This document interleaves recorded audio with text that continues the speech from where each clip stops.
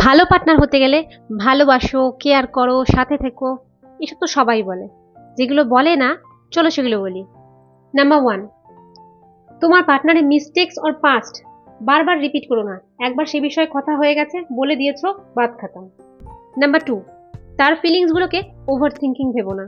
সে যা ফিল করছে সে তো তার কাছে রিয়েল, তাই না? সো তুমি তাকে যদি জাজ করো, সে অটোমেটিক লোনলি ফিল করবে, আরও একাকিত্বে ভুগবে।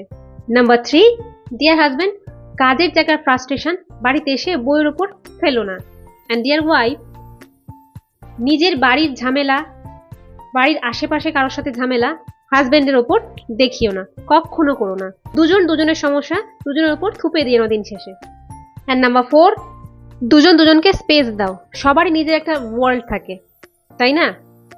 হ্যাঁ, দুজন দুজনকে সবকিছু শেয়ার করো, বাট কেউ কাউকে কন্ট্রোল করো না।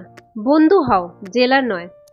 নাম্বার 5, দুজন দুজনের ড্রিম অ্যাচিভ করার জন্য পাশে থাকো, সাথে থেকো। কখনো এটা বলো না যে তোমার দ্বারা এটা হবে না, তুমি এটা করতে পারবে না, তোমার এটা হচ্ছে না।